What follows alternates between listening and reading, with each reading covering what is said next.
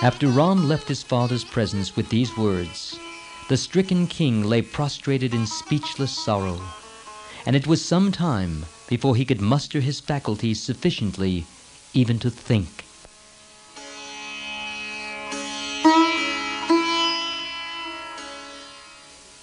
When he recovered some strength, he muttered half unconsciously, "Surely I must in a previous birth have inflicted hideous suffering to loving hearts. I must have torn calves from their mothers, children from their parents, husbands from their wives. How else could I suffer thus?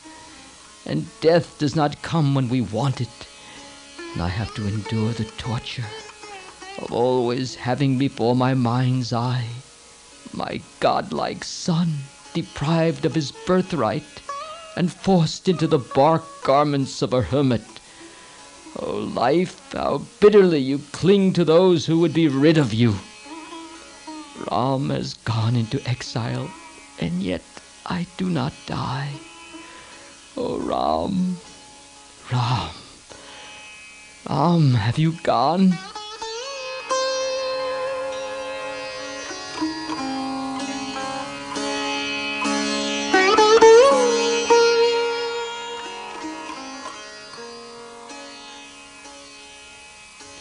A little later, his mind clearer, the king said, "Sumantra, get ready the chariot and take my sons and Sita to the frontier of the kingdom." Lakshman touched the feet of his mother Sumitra and uttered the single word, "Mother." She embraced him, kissed his head and said, "Your devotion to your brother has filled your mother's heart with pride and joy. It is your duty, child, to guard and serve Ram. Always stand in vigilant watch by Ram's side in the forest. Your elder brother is to you both preceptor and king. This is the dharma or duty of our race. Go with my blessing, Lakshman. In the forest, regard Ram as your father, and look upon Sita as your mother, and the forest will be to you as Ayodhya. Go cheerfully, my dear son, and God bless you."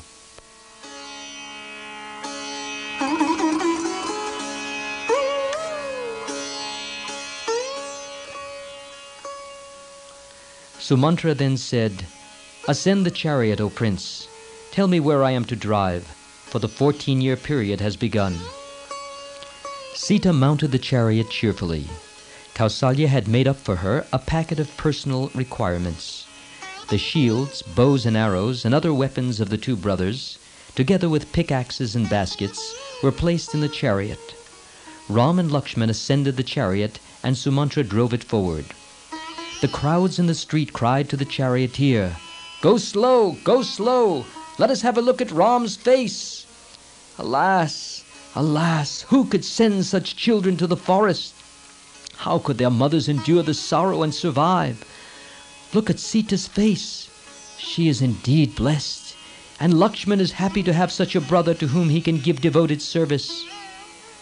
He is indeed a hero and a knower of duty. So the people of the city talked among themselves as they followed the chariot, and their grief swelled like a flood.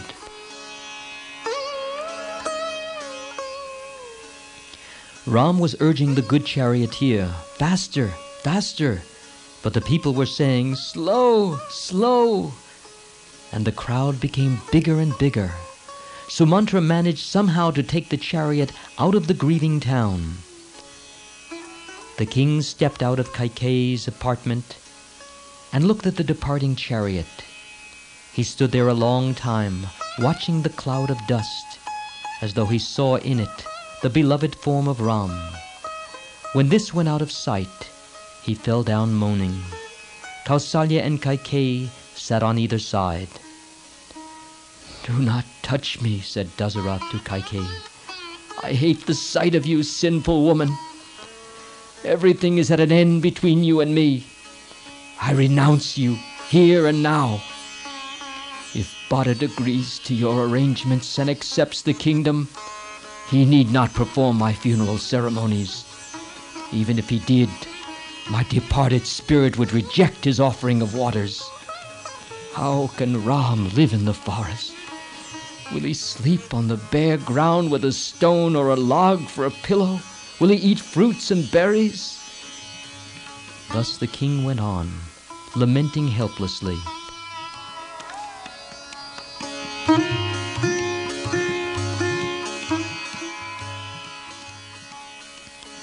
Sometimes he would turn to Kaikeyi and say, "May you be happy in your success. Long may you live, a happy widow." Heartbroken and empty, like one returning home from the cremation ground, he entered Kaikeyi's apartment by force of habit. Then suddenly he said, "No, not here. I will go to the dwelling of Kausalya." And so he did, and there he lay, waiting for his end. At midnight he said, "Kausalya, are you there? Touch me with your hand. My sight is gone with Ram."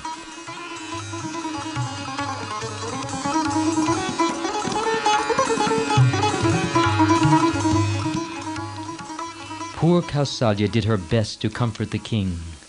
But what comfort was there in her wounded heart to give? For as the slow, sorrow-laden hours crawled, the cold night seemed to her a devouring flame, and the gentle moon fierce as the noonday sun. To her thus sorrowing, Sumitra said, "Sister, you have heard the scriptures and know your duty.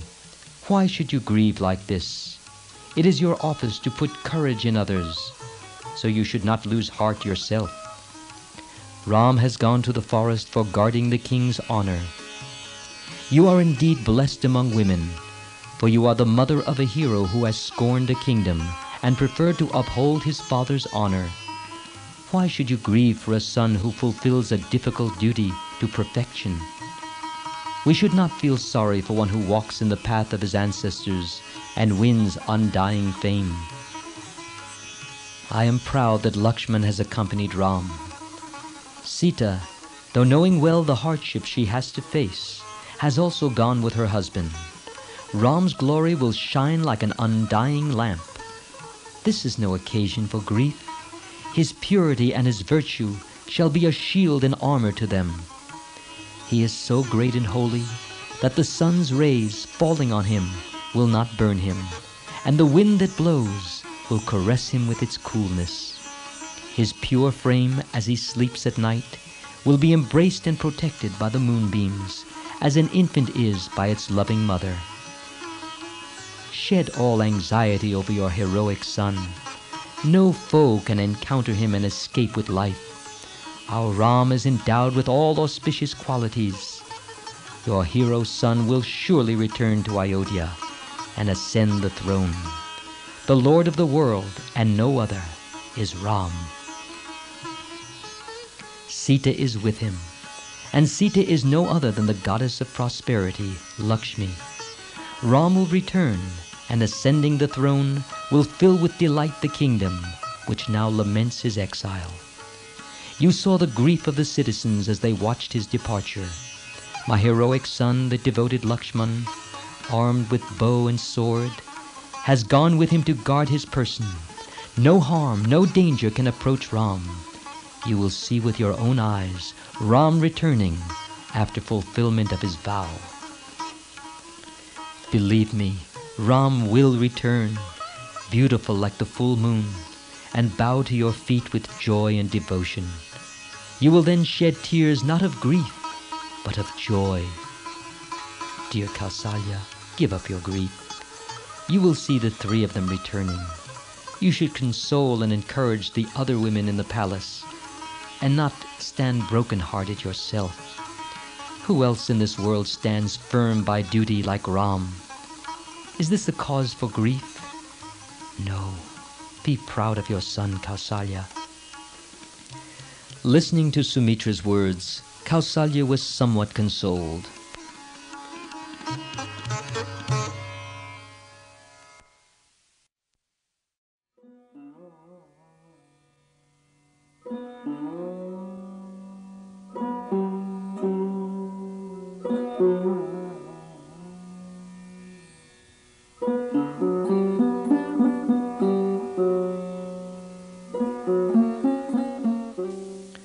The people of the city followed Ram's chariot in a huge crowd. They tried to stop the chariot, shouting, "Do not go to the forest! Return to the city!" But Ram replied, "I am going to the forest to uphold my father's word. There is no place for sorrow here, and you should not seek to hinder me."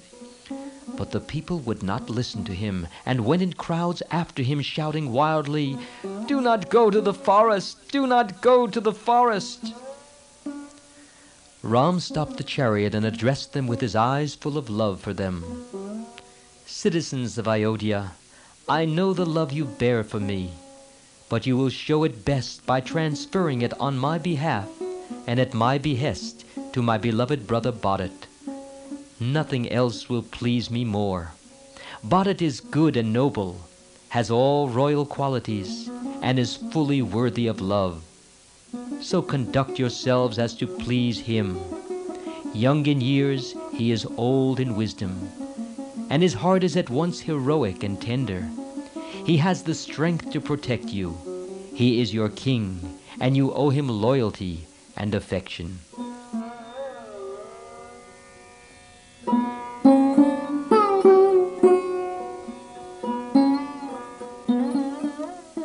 "I am going to the forest to fulfill my father's word, and the king has appointed Bharat as regent.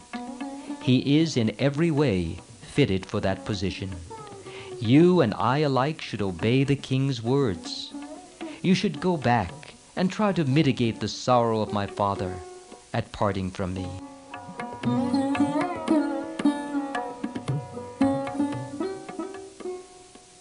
Thus Ram spoke to them in kindly tones, but they loved him all the more because of this, and would not be consoled. Some Brahmins, old in years and excellent in virtue, looking at the chariot, wept and cried, "Why, O horses, do you carry our Ram into the forest? We have heard it said that horses are sharp of hearing. Listen to us then, and bring back our Ram." Hearing these words of yearning from old Brahmins, Ram stopped the chariot. The three descended from it and went forward walking.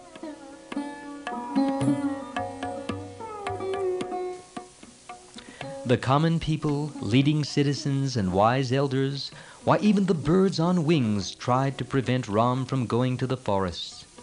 The river Tamasa seemed to conspire with them, for now it flowed across his path. The chariot stopped on the river bank. Sumantra unyoked and watered the horses, and let them loose to graze. Ram said, "Lakshman, this is the first night of our forest life.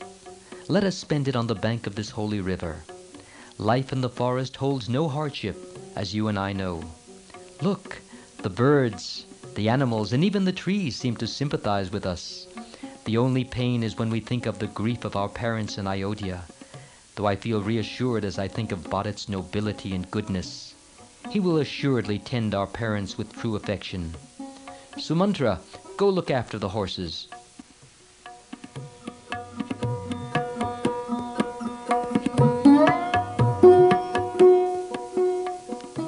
Then Ram offered the evening prayers by the river and said, "Let us fast on this first night of our forest life, Lakshman. Your presence by my side rids me of all care." Lakshman spread some grass on the ground for Ram and Sita to sleep on, but he himself spent the night in vigil, talking with Sumantra. Long before dawn, Ram rose from sleep and told Sumantra, "The citizens who have followed us, fatigued by their long journey, are fast asleep. I am deeply moved by their affection, but I cannot permit their love to force me to go back. Let us therefore move on now, while they are yet asleep." The horses were harnessed, and the chariot slowly crossed the river. Standing on the southern bank, Ram told Sumantra, "If you take the chariot to the other shore, where the people are asleep, and drive it for a little distance towards Ayodhya, and then bring it back to this side, we can proceed on our journey before they wake up. They will then see the track of the chariot going towards the city, and thinking that we have returned home, may themselves go back. Unless you do this, the crowd will go on following us." Sumantra did this, and when the chariot returned, the three got into it again and proceeded southwards.